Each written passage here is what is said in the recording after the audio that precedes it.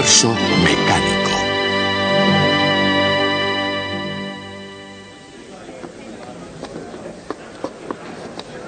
Cuando una fuerza se aplica repetidamente a un sistema con la frecuencia natural del mismo, el resultado es la aparición de oscilaciones de gran amplitud. Este fenómeno se llama resonancia. ¿Alguna vez han visto a una cantante romper una copa con su voz? Eso es lo que quiero que vean. Pero antes he de advertirles que es muy difícil, incluso aunque tuvieran ustedes una voz tan magnífica como la mía. La copa debe ser de cristal y muy especial. Debe ser muy fina y delicada para que sea posible romperla. Y tiene que tener un tono puro, de forma que si le damos un golpecito suene ping y no zang. Bien, y si entienden un poquitín de copas de cristal, sabrán que eso puede resumirse en 2 palabras. Son carísimas.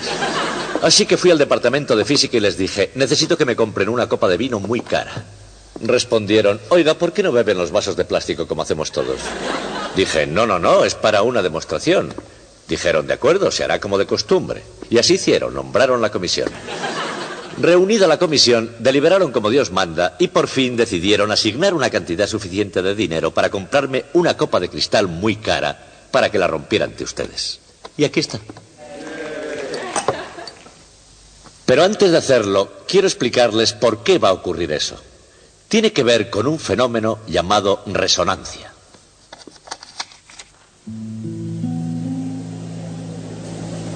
El 1 de julio de 1940, una delegación de ciudadanos se reunió en el estado de Washington. El tiempo era espléndido y la ocasión histórica.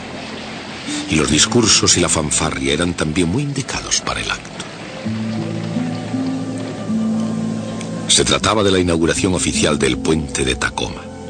Desde el principio, el puente que cruzaba el canal Puget entre Seattle y Tacoma era recorrido normalmente como tenía que ser. El puente de Tacoma era uno de los puentes colgantes más largos del mundo. Y si alguien no hubiera pasado por alto un pequeño detalle, probablemente hubiera quedado para siempre como uno de los puentes colgantes más largos del mundo. El problema no fue que desde el principio mucha gente no hubiera prestado atención a los detalles. Se la prestaron. Pero en algún momento, y es obvio que fue al final, parece ser que alguien olvidó la importancia de la resonancia.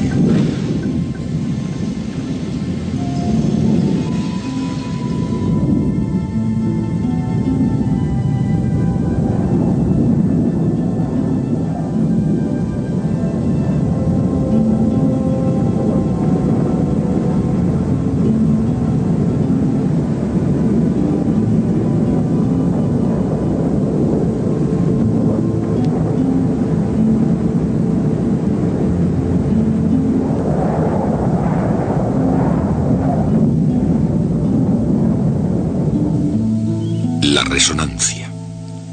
Así como el sonido de la palabra desaparece lentamente en el aire, la propia palabra resonancia permanece siempre en el lenguaje. Es un nombre latino que significa eco. Pero la resonancia evoca algo más que esos ecos lingüísticos. Por ejemplo, en una batalla se oye hablar de la resonante victoria. No obstante, con notaciones aparte, la resonancia se puede ver también como un simple principio mecánico del mundo físico.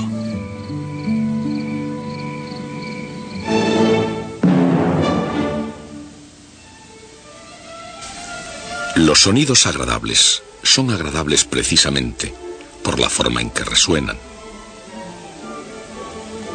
Las cualidades artísticas son, por supuesto, un factor, como lo son también composición, el arreglo y el modo. Pero la resonancia es esencial. En un violín o en un cello, las vibraciones de las cuerdas, de cientos a miles de ciclos por segundos, hacen que todo el instrumento vibre en una misma frecuencia. Cada vibración da un débil impulso a la caja de resonancia del instrumento, haciendo que la caja vibre con resonancia. Y a su vez, esas vibraciones generan vibraciones resonantes en el aire del interior de la caja de resonancia. La calidad de un buen instrumento reside precisamente en su capacidad de resonar igualmente para cada nota que se haya pulsado.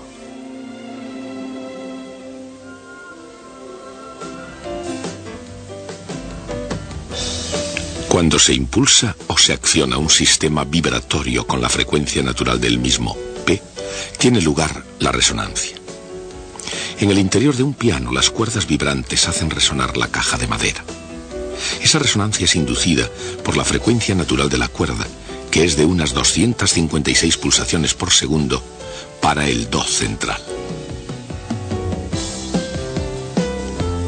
Cada vez que la cuerda es pulsada, se producen miles de oscilaciones, aumentando cada una de ellas la respuesta resonante de la caja de resonancia del piano.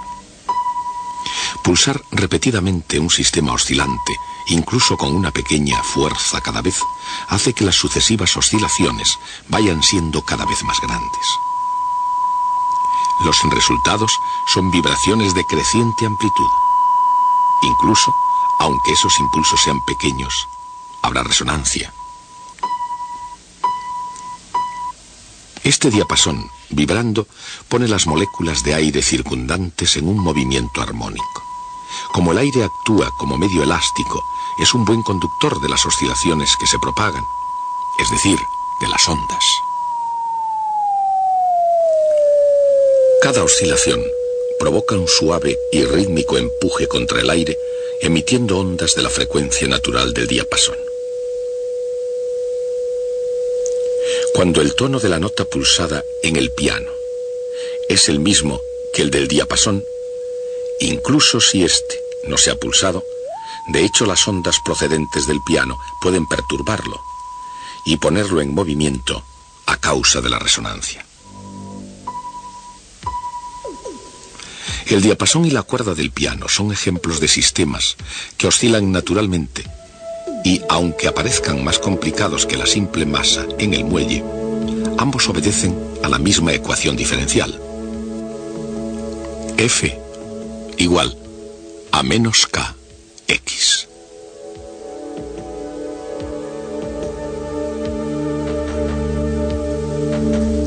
Como una masa en un muelle, tienen una fuerza interna F que se opone naturalmente a cualquier perturbación X.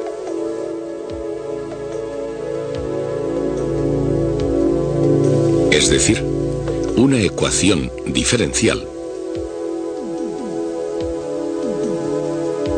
cuya solución es una función senoidal, representando oscilaciones en una frecuencia natural omega sub 0, que depende de las características del sistema. En este caso, son K la rigidez del muelle y M la masa del objeto vibrando. Este es otro sistema oscilante con una frecuencia natural. De hecho, la niña y el columpio son una especie de péndulo. La frecuencia puede ser 1000 veces menor que la frecuencia de un sonido audible, pero el principio es el mismo. Una masa ligeramente mayor, esta vez con las piernas más largas, ha aprendido a proporcionarse su propio impulso periódico, desplazando su peso, estirando las piernas hacia adelante, lo más posible, y encogiéndolas después debajo. Correctamente aplicado en el mismo punto de cada ciclo, es decir, en fase, esta joven del columpio demuestra que domina el fenómeno de la resonancia.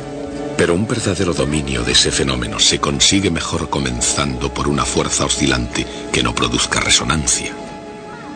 Tanto si se trata de un columpio como de un muelle, los osciladores suben y bajan debido a la fuerza interna F.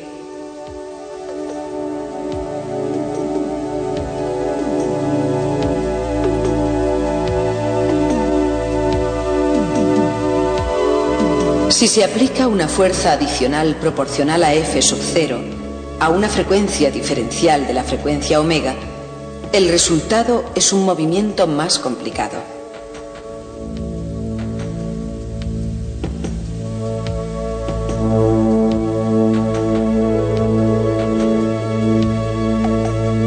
Y una ecuación diferencial más complicada.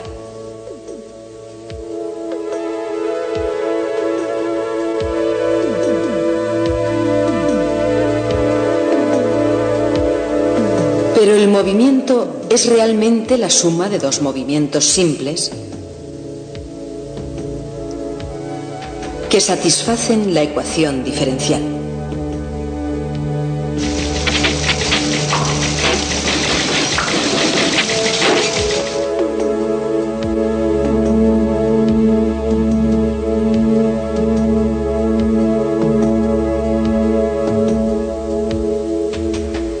Se obtiene una ecuación para A, que es la amplitud de las nuevas oscilaciones producidas por la fuerza adicional. La amplitud de esas oscilaciones depende del valor de la fuerza, A sub 0, y de la proximidad de su frecuencia omega a la frecuencia natural, omega sub 0.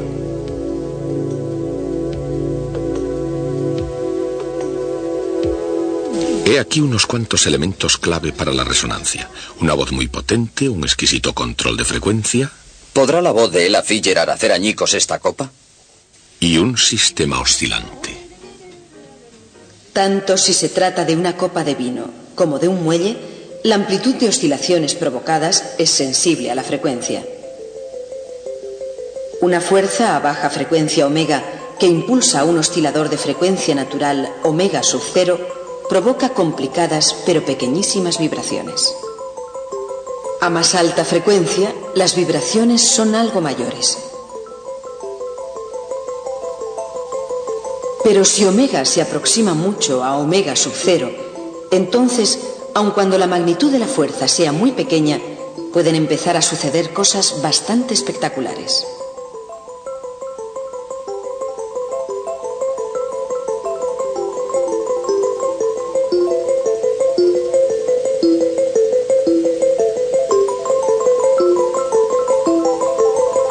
Una fuerza en baja frecuencia, añadida al movimiento natural, tiene su efecto.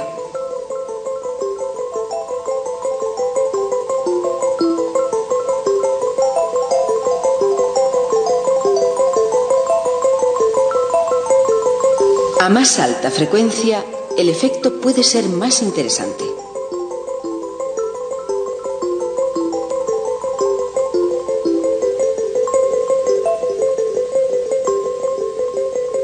Pero si omega se aproxima a omega 0, el efecto puede ser positivamente demoledor.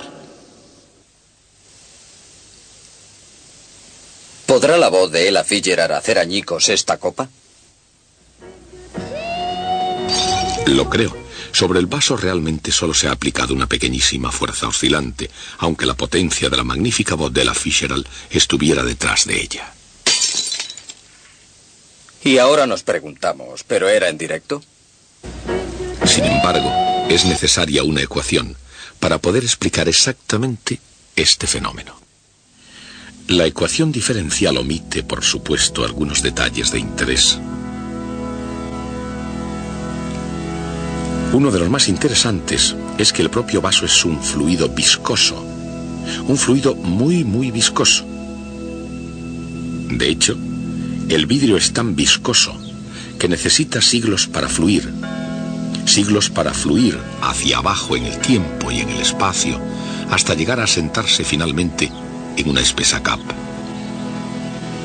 El vidrio es tan viscoso que realmente parece sólido, e incluso suena y resuena.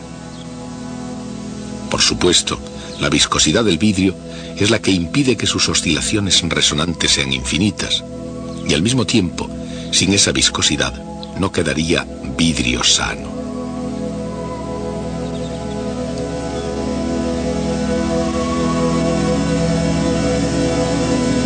No quedaría vidrio sano, ni en el viejo mundo,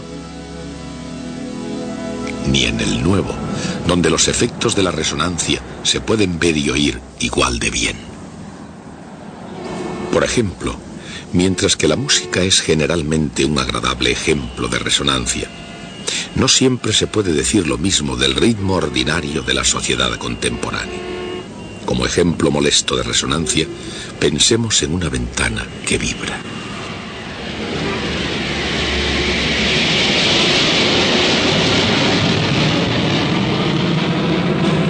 Al mismo tiempo, sin embargo, mientras que los cristales al vibrar pueden aturdir al que escucha, el rozamiento interno y la viscosidad generalmente impiden que se hagan añicos. Según estudios realizados en los laboratorios sísmicos del Caltech en Pasadena, los efectos de la resonancia pueden llegar a ser en ocasiones más que molestos. Pueden ser devastadores, porque pueden hacer aumentar lo que ya es una elemental y casi irresistible fuerza de la naturaleza. Las ondas sísmicas durante un terremoto se emiten desde el epicentro en una gama de frecuencia que en comparación con el sonido audible son en general muy bajas. Para las frecuencias de los temblores de tierra, los edificios entre 5 y 40 pisos de altura son típicamente resonantes.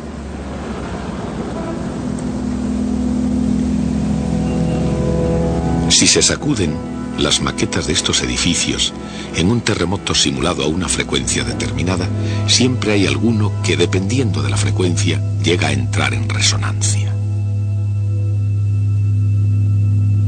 Hablando en términos generales, una estructura compleja como la de un edificio se agitará o se retorcerá por resonancias en varias frecuencias naturales. Los ingenieros pueden reducir las respuestas resonantes diseñando aislamiento y absorción de energía en el edificio. Y ciñéndose estrictamente a las ordenanzas con respecto a los terremotos, una estructura tiene su modo de resistir y no ser arrancada de sus propios cimientos. Los códigos de la edificación son leyes, y cuando alguien piensa que algunas leyes se han hecho para ser violadas, algunos edificios están condenados a sufrir las consecuencias.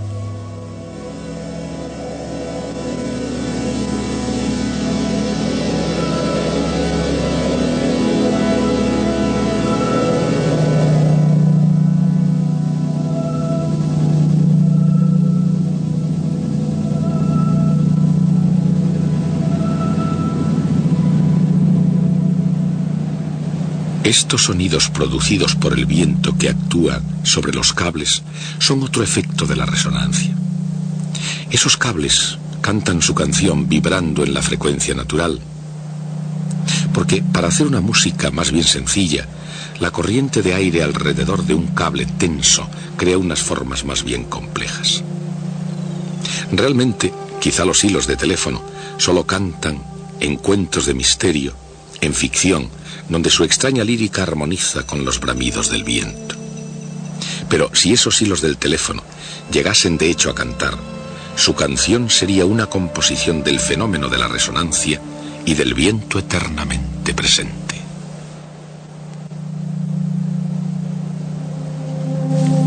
Con vientos fuertes, la corriente de aire normalmente estable alrededor de un cilindro, de este cable por ejemplo, se hace inestable.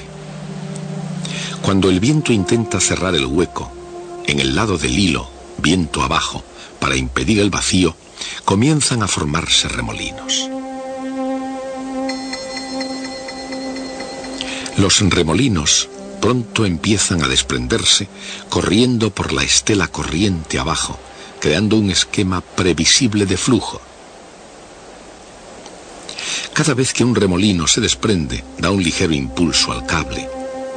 A una cierta velocidad del viento, los remolinos comienzan a desprenderse del cable a una frecuencia resonante poniéndolo en movimiento. Este efecto recibe el nombre de arpa eólica. La habilidad que se necesitaría para afinar esas cuerdas nos fue transmitida desde los eolios, familias de la antigua Grecia que se establecieron en las costas de Asia Menor y sus proximidades. Pero la habilidad necesaria para tocar el arpa eólica viene de los mágicos dedos del viento cuando el aire sopla entre las cuerdas. El principio del arpa eólica, el fenómeno llamado resonancia, explica la dramática canción de los cables al viento.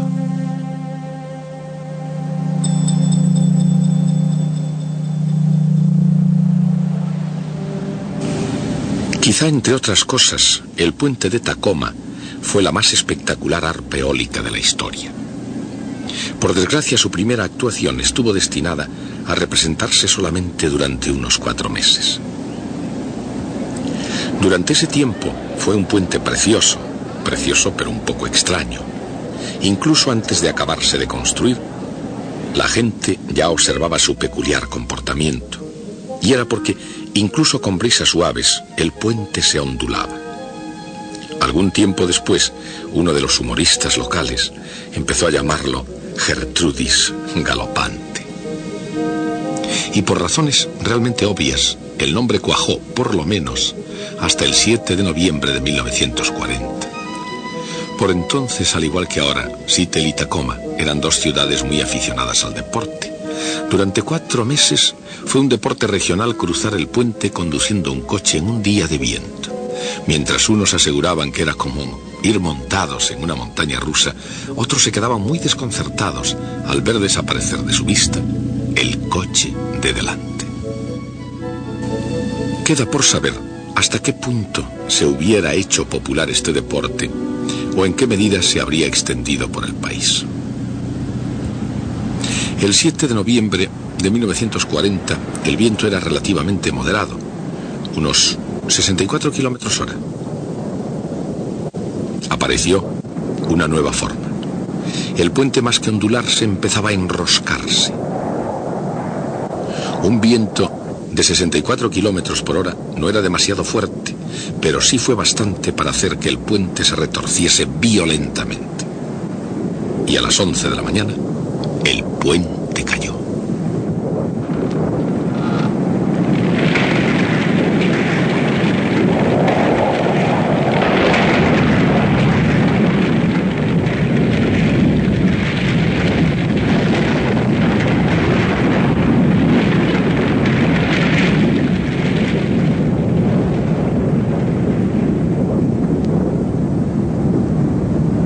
Los investigadores estaban perplejos. Un puente que había sido construido con las mejores técnicas de ingeniería de la época, quizás el mejor puente del mundo, no era un puente del que pudiera esperarse un derrumbamiento. ¿Qué había podido pasar?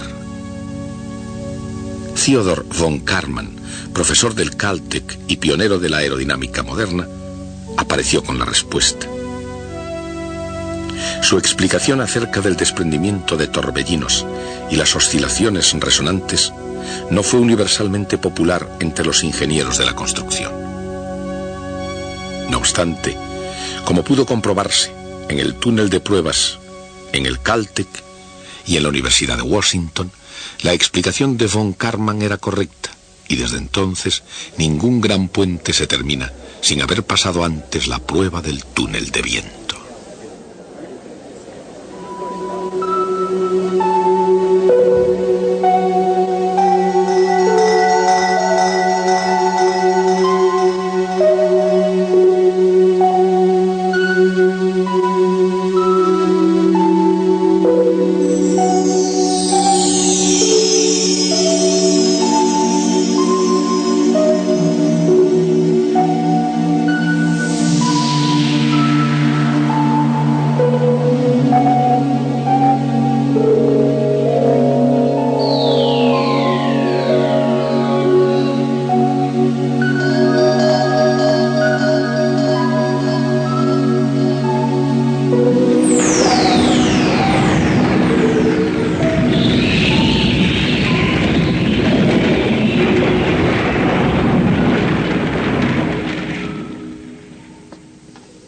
Muy bien, ha llegado el momento de romper la copa.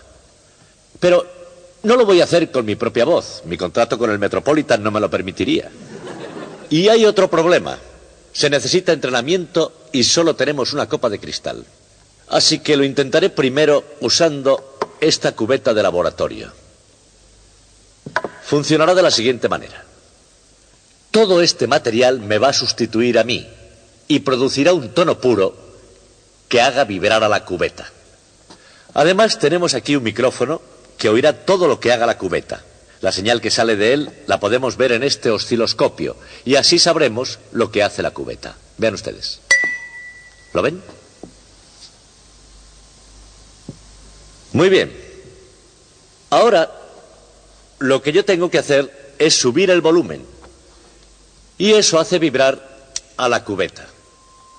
Ahora pueden ver que la cubeta vibra, Pero no vibra mucho porque no está exactamente a la frecuencia debida. Tiene que estar precisamente a la frecuencia de resonancia de la cubeta con el fin de que vibre lo suficiente como para que se rompa. Aumento el tono hasta la frecuencia exacta.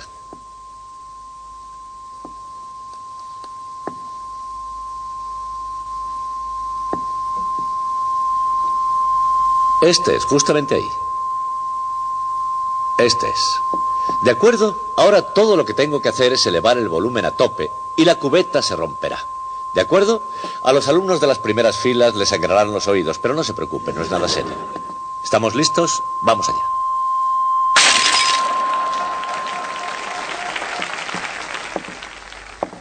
Como ven, nos hemos arreglado sin tener que romper la exquisita copa de cristal. Por eso aceptaron comprármela. Pensaban que nunca sería capaz de romperla. Señores, hasta el próximo día.